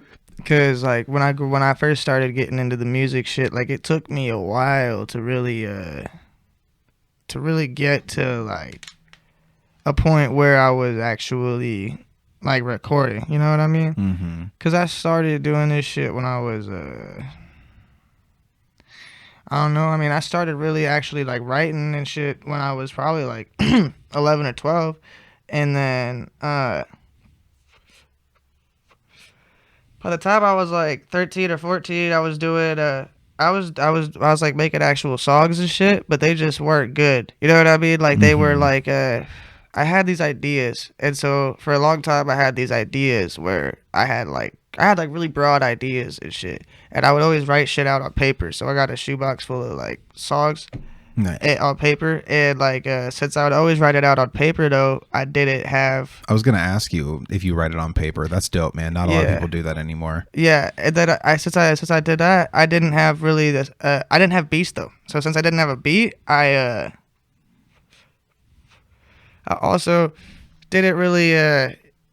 I never really bothered to develop a beat when making a song. You know what I mean? It That's was really always cool just though, because writing. you focus on lyrics first. Yeah, I did that for years. Yeah, and that's honestly, I think, the best approach, because like, and don't get me wrong, I love when someone can just rap on the beat and everything like that. Like that's really cool. But honestly, sitting down to write lyrics and shit, like that's like Tupac shit. You know, it's like that's like stuff that like, you know, all of the greats did, unless you're Biggie, but he was a force of nature, dude. Yeah, exactly. And like.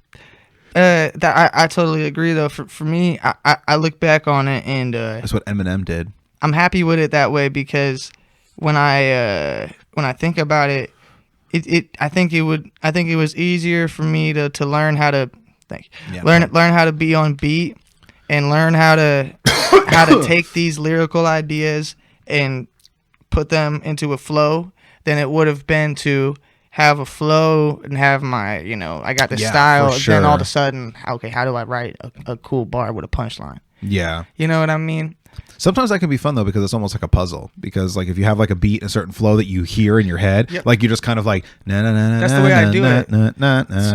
And then you just kind of like, okay, what can I write that fits this flow that I'm hearing? That's the way I do it. That's a cool way to do it too. With a lot of the shit. Yeah, you're a natural bass player, bro. You should really pick up the bass. That's totally something a bass player would do. Well, because for me, the way it'll go is I'll because hear it's flowing on a rhythm. Yeah, I'll hear a beat, and then like the beat will just be like bitch,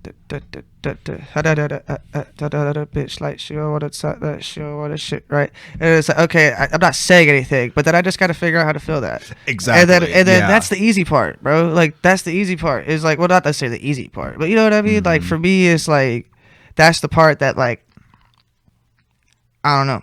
After a while, it got easier to do, you know, instead of just like. Well, you probably have like lyrics. a giant like pool of lyrics. You could also try to pull from that too. You're like, do I have anything that fits this? I've thought about doing that. I really You gotta do that, man. Just go back in the old shit, and then you could be like, oh fuck, I forgot I wrote this. Yeah, I've thought about doing that, because dude, I had these like fucking crazy concepts. Like I was doing like 18, 20 track albums, like, you know, when I was like 14 or 15, and they were like concept albums and shit. That's cool, man. But like they, you know, they obviously they weren't like the best songs, but like I gotta go. Yeah, that's a good idea. I still had a shoebox. I gotta go back and see some of the ideas. Do it, man. Go raid the old comp books. Yeah. That's actually good. Yeah, that's a good idea. And they were like, I used to have this thing. I don't know why I had this. And I think a hip hop concept album would do really, really well right now. I've been There's trying not enough. Yeah, there's not really any that are like really like in the true essence of what a concept album is, where it's kind of like a giant story and each song is a chapter. Yeah, and it's like specifically telling a story. So you're making the song fit. The best concept album, in my opinion, of all time is Operation Mindcrime from Queensryche. You ever hear that album? I have it. It's fucking phenomenal. And if somebody can capture that sort of element, because it's about like this guy, the basic gist of the story is like a guy who's like a junkie, but he's also like a sleeper cell for like this like one like dude who's kind of like starting like a revolution. And he gets him to go like assassinate like world leaders and priests and all these different people and shit like that. And he uses them as a sleeper cell. And then he like falls in love with this girl who's like this ex-prostitute who became a nun. And like that's a whole part of the story and shit. It's a great fucking album. And each song just adds a little piece to it. And it's got like little sound effects and skits in between and shit like that. Like there's this one wherever you hear him like outside and you hear a car roll up and you hear the window go And you just hear him go, kill her. It's just like, kill Mary? It's like, she's a risk. And get the priest as well. Damn. And then that's how the song starts. Well, yeah, like when I was I think 15 or 16, I came up with this like concept album called like The Road, and I was gonna do it where it was like you have a road basically, and it's just the concept of just a road, like what can happen on a road, you know what I mean? And so like I had a song like one of those where it's like, okay, you're arguing with a girl or whatever in the car and shit, like one of those types of like toxic relationship type songs. Okay, yeah. I got that type song down. All right, then I got one that's for the banger type song that you can turn up to in the car. Okay, I got that one down. Okay, and then from there, then it turns into like the story part of it. Okay, where are you going with the road? Okay, you're going to this spot or that part. So then I had a few songs for that, and then like by the end of it, it was like I had a song. It was like the top of the hill type shit, and it was like a man on the top of the hill that like you admire. Like you're out of the car now, you know what I mean? You reach this hill and shit at like the end of the album, and then like there's like a man on the top of the hill, and then like you're admiring the man on the top of the hill. That's what you've been going to this whole time as you're kind of telling the story through the album. You tell like you're going to this hill and shit. But then you get there, and then like you see the man on the top of the hill, and you kind of like realize like it could be you in the future. You know what I mean? If you just go down the road that you need to go down, that's the whole point of the road. Gotcha. It's like it's like some people, you got to trust the process to a certain extent. Don't be lazy, but at the same time, don't lose faith because it didn't work the first time. Yeah, most definitely. You know? Yeah, for sure. And don't be afraid to keep whacking at it too. Like, it's like just like you said, trust the process. That's the best way you can possibly put it. Fuck it. I don't know if you want to hit that. It's just about dead. Oh yeah. But Mobeto, like that shit. Like if I did it, reach out to Toxic, and tell them, hey, because And who's Toxic? I heard you guys talking about it on Cross the Street. I'm not familiar with who that is. They're a little. No disrespect to Toxic. I'm sorry. I'm still new to this scene. I am too. Honestly, they make anime music videos, and I don't even like anime. But they make anime music videos, That's what right? They're talking about hentai. Yeah, right. Dude, I don't know the difference, bro. Like people are commenting on it saying it's hentai, but I don't see any titties, so I don't really, I just consider it anime. Mm-hmm. But I think it's because like the usage of like the Hago face. Yeah, but they're called AMVs. They're not called HMVs. You know what I mean? That stands for anime music video. I'm pretty sure. Mm-hmm. And so. But maybe that's like the tiptoed line or something. Yeah, like that. right. So where they can get away with it. That's the blurred line. Yeah, they can still get ads on the video, but that's why we're not showing us smoking. I can't monetize yet, but it's coming soon. My shorts are murdering right now. I hit them up, and I'm like, yo, and I hit them up for a different song. I hit them up for fucking I've is what I hit them up for, and so they post I've, and then they. And then they just I think they just fucked with Momentum because they just posted Momentum. I didn't even bring up Momentum to them. They just posted it. And then they posted it, and I wake up and I'm like, bro, overnight that shit hit like 60, 70,000. And I'm like, what the fuck? I'm like, what the like, holy shit. And and I go and check that out, and I'm like, holy goddamn, because it's been like 10 or 11 months, and that shit's at like 1.2 million right now on YouTube on their video.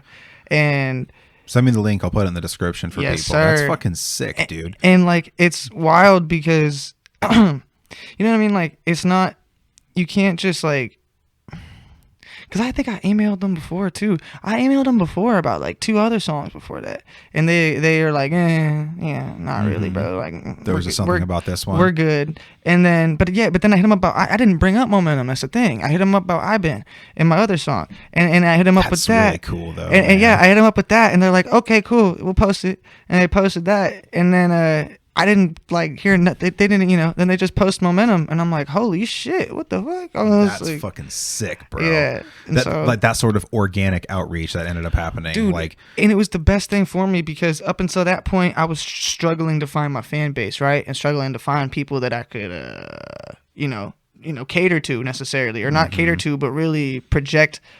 What was the response on the video? The response was really good. Yeah.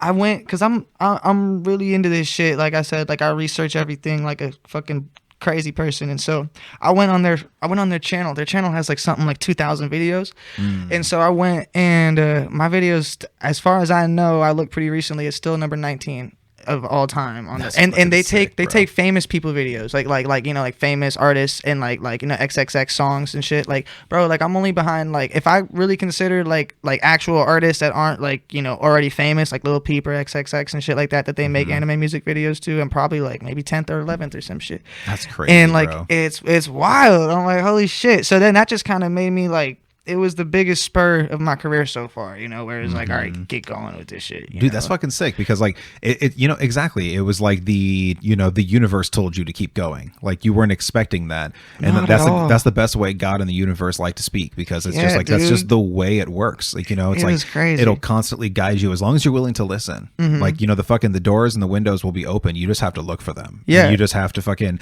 and then it'll happen. You know, Yeah. and then it's like, that's so fucking cool, man. Congratulations. Thank That's you. sick, I really bro. appreciate it. And like the thing about it too is like, it was really crazy watching it do that, because like I said, I like they posted Iben, and Iben did pretty good. Iben's at like 65,000 or something, you know, nothing too, like a lot of their videos, like they get a good reception, but like to get 1 million on that shit is actually pretty, like I'm pretty, you know, happy about that. Oh, bro, for real. And so like, That's a but big achievement. as I'm watching it though get up, like, bro, once it crossed 100,000, I'm like, oh shit, this might be doing something. And then once it crossed like 150,000, I'm like, oh my god, it's still like, it's like consistently going still. Yeah. And then like once I saw it just still consistently going past that, I'm like, okay, maybe this is actually like turning into something and shit. So it was pretty cool. That's really fucking dope, man. Yeah. And so I'm That's- trying to, And that's a cool thing to see when you just see the plays of a video just going up and up and up and up and up and up and up and up. I had a video I made years ago. Like, it's actually a big reason why I have like almost 1,000 subscribers when I Yeah. started the podcast, and then now I'm just under like 1,100. Right. And so like, whenever saw that too, yeah. Thank you. I had a video Congrats on years that. ago. Thank you. I appreciate that. It was like fucking like 1,200 at one point, and then I lost a fuckload of subscribers because I wasn't uploading any content. But the only reason fuck 'em. I got these subscribers was because I posted a video fucking years and years and years ago that ended up kind of going viral. Oh yeah. Like, and so it was that? like it was a video I made from you know that song Pumped Up Kicks. Yeah, of course. So you ever watch American Horror Story? I mean, I'm not a fan, to be honest. Oh, but okay, yeah, okay. I've seen a little bit. There's like, have you ever seen Not the really first my thing. season? Yeah, that's the one I know the most. So maybe I will know what you're talking about. So yeah, like, you know, like the guy that shoots up his school. Yep. Yeah, Like, I remember that one. So you remember that one? Yep. Okay, so like, it's fucking great episode, scary as fuck. I remember that And scene the so- most, actually. of, like, Exactly. all the That's the one that Pumped stuck Up out Kicks mostly to episodes. everybody. So I took Pumped Up Kicks and I put it with like that scene and kind of made like a video with it. Okay. And it fucking, I just kind of like set it and forget it. The weird thing is at first I got a fucking, I got hit up by Sony and Fox for the music and the video, and they were like, you can't have this up there. And then I read about for putting copyright? yeah, and I read that like at the time, if you put a disclaimer, YouTube would put your shit back up. And so like I was like, oh, okay, cool, I'll just put this disclaimer, and I didn't realize it was up. And then when I checked it, it was at like 40,000 views, and I was like, whoa. Nice. And then all of a sudden it was at like And that's fucking on like your own channel, 60,000. right? Yeah. That's different too. That's on your own channel too. Like, that's really cool. And so like, and then I just used that channel and made it for the Hippy Speedball, and I was like, cool, I already have all these fucking subscribers and shit. My fucking Genius. my channel name at the time was Goodfella Joe. Good That's fella what- Joe. Bro, I swear I seen something that, like, I don't know if you put that in a description or in a post caption or some shit, but I swear I heard about that before or some shit. Maybe you came across the video at one point. I probably have. Yeah, that's a good You point. very well could have, because like I ended up taking it down. And like I should have left it up because I still would have all those views, but since Yeah. I took it down, like I don't fucking have it unless it's in my analytics. Like I can actually show my analytics and show that it got 1.8 million views. That's crazy. That's what it ended up stopping at. And it got like 20,000 likes and 1,000 dislikes. And Damn, so that's a good ass ratio. bro, That's right? a good ass Especially for such like a ratio. set it and forget it thing. Yeah. And it was my very first video I ever made on Windows Movie Maker. That's a really good ratio. It just man. shows what a little creativity and a little bit of heart can do. Yeah. And I actually I combined it with scenes where he was like walking in the school, because there's two scenes. There's one where he actually shoots up the school and they're in the library, and then there's one where he's walking around the school like with like the face paint on and shit like that. Right, And so yeah. like I would like intercut that scene with the library, and so it kind of like I like transitioned and that. shit. It was really fucking dope. That's one of my favorite. I still have the things to video do. on my laptop. Yeah, that's one of my favorite things to do. Is I got this little, it's just the basic little Power Director app on my phone, but I pay for the premium so I can take their logo off and shit, you know. Mm-hmm. And that's like one of my. I don't really do it as much anymore, but I kind of want to. But at the same time, you know, I want to make sure my shit's high quality. So, but I like to do it for my own little teasers and trailers and shit to things. Is like Yeah. I'll go on there and I'll edit things together. And Nice. so, you know, my favorite thing to do is I'll get I buy the stems to my beats, and so when I buy the stems to the beats, I get all the little different elements of the beat, and so I'll even get the little whoosh just by itself. You know what I mean? Nice. And so a lot of times when I make my trailers, like I made a couple for Pray For Me, and I'll put at the end of it, like it'll just go like, you know, it'll and, you know, and that's like the end of it, you know, it cuts off and like an out now type shit. Nice. And like, you know, but you can like do little things like that, and like you can go and one man, yeah, one microphone. Dude, I need to get a microphone like this. I could do little voiceovers like that. That's the only thing stopping me from voiceovers. If you need any voiceover work, let me know, bro. I can do a lot of different shit. Dude, yeah, I probably will actually, because I can do a dope Russian accent. That's I can do a gangster accent. I can do like that movie voice. I can do like a Like, you ever listen to Pablo Francisco? Possibly. I'm not. Dude, he's a I probably would know if I comedian. heard the voice more. He does like that, like a movie like trailer guy. He knows like the guy's name or whatever, and he has like a joke about it. And he was talking about how he can make anything sound crazy. Like, and he was like, he has like this one whole trailer he does. He's like, in the city, you must fight to survive. He sold tortillas on the corner, but the mob wanted in. He's like, I don't know who this guy is, but I want him and his tortillas. Dad! They didn't know who he was. And he's like, and then at the end, it's all super action packed. It's like,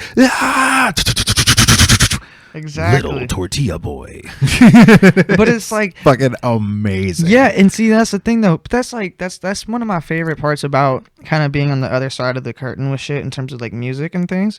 Is I look at that way with like, because I love writing. Like, I write stories too, and so like, I love. So you're just kind of naturally a writer anyway. I guess. Thank you. I don't. You know. I just. Were you writing stories before you wrote songs?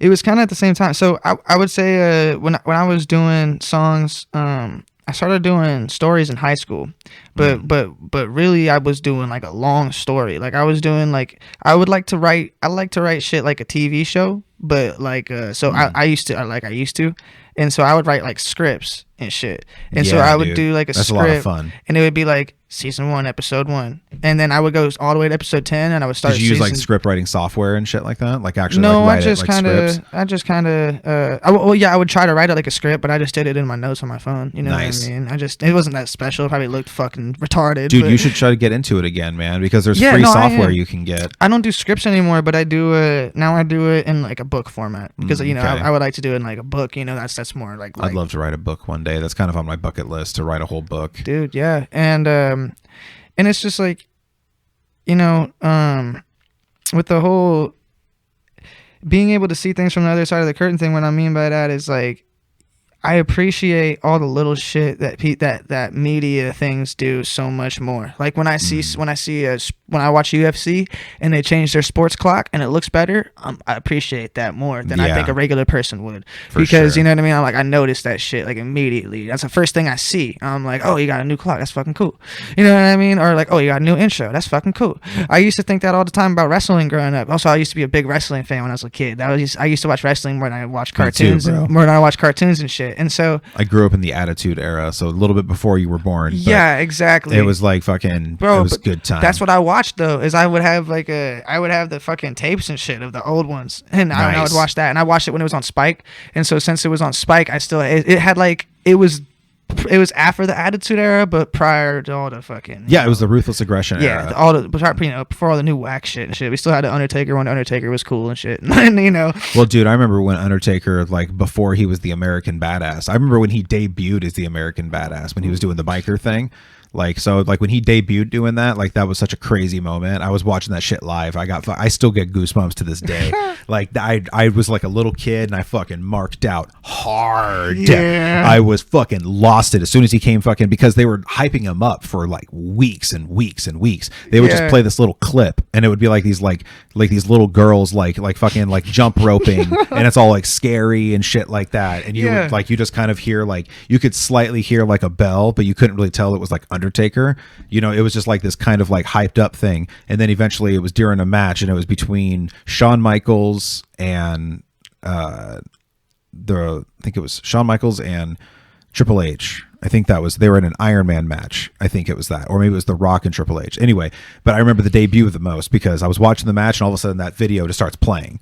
and then you just hear like these little girls like saying this creepy like nursery rhyme, and then it ends with "He's here." And then you just like the lights go down, and you just hear like fucking, and then they start playing American Badass. You just hear "I am American Badass," and he fucking just fucking rides down on his fucking Harley down there, and they're like, "It's the Undertaker," and I was like, "What the fuck? What the fuck happened?" He had been gone for so long. But I fucking dug it though. Yeah, no, I remember there with was it, so yeah. many people that were mad, and at first I was like, I missed like the Phenom Undertaker, but then like when I saw him just like running his shit and just kind of like became like the boss of the fucking WWF at the time, I was like, I fuck with this hard. I was like, I like this shit. And that fucking last ride powerbomb. The Last Ride is a shit. Dude, like, cause that wasn't his move until he became the American Badass. Yeah, and nobody does that shit. Dude, fucking lift him up. Yeah. Bam, dude. Undertaker was a savage, right? He's a 7-footer, and that dude would fucking walk on the fucking top rope like that. For sure, bro. Oh, yeah, at least close. Yeah, he was they like might have 6'9", exaggerated a little 6'10". bit, but yeah.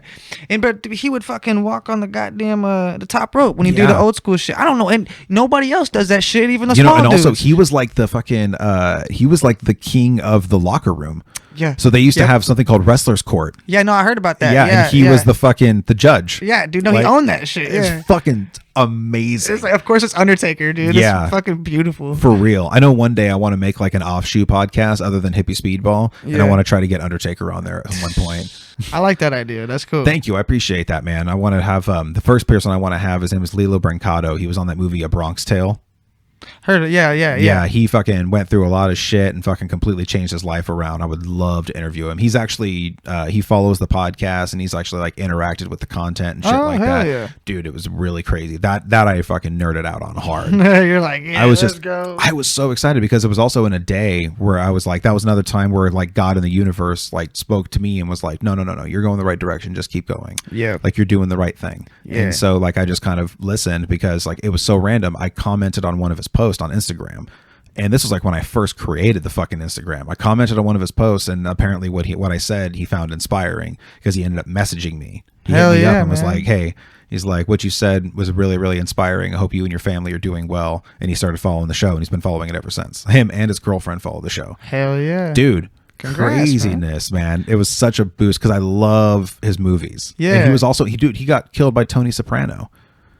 Yeah, he was in The Sopranos. That's fucking crazy. Dude, I know, man. And he like has such an amazing story, and I would love to interview him sometime. I don't know if I'd be able to get him on here, but I know when I make that other one, I want to reach out to him to come on there because he has a perfect story for that. That's dope. Yeah, for real, man. We should be wrapping this up, man. This was a fucking really dope ass time, bro. Can't wait to have you back on the show because the show will be fucking absolutely, man. Oh, there we go. Yeah, fucking gotta super get it down. stoned. Don't leave me hanging. There we go. And whenever I keep evolving the show and develop the set, man, I'll have you back on and we'll fucking still kick it and we'll blaze up, and, shoot the shit and get people caught up in what you're doing, and so they can stay caught up. Let them know where they can follow you, man. You can follow me on Instagram at FilthyAlexFG. You can hit me up on Facebook at AlexFG. If you look up AlexFG on Google, it'll tell you everything you need to know. My link tree is just linktree/AlexFG. Everything is just AlexFG. I don't confuse you with it. It's simple. Yeah. Filthy Island. Go stream that shit. That's available everywhere. If you were going to stream it, 2 places you can stream it at, the best 2 places. Spotify, that's for free. YouTube, that's for free. Stream it at those 2 places. Specifically my YouTube account, which is just AlexFG. While you're there, go subscribe for me. And while you're on YouTube, go subscribe to Hippy Speedball. Let's go. That's right, man. Thank you. I appreciate that. Yes, sir. And I'll have all those links in the description for people. And thank you, everybody, for tuning into the Hippy Speedball Podcast. It is Joe, your host with the most, Joe, and I will see you guys next time. Peace. Filthy Island.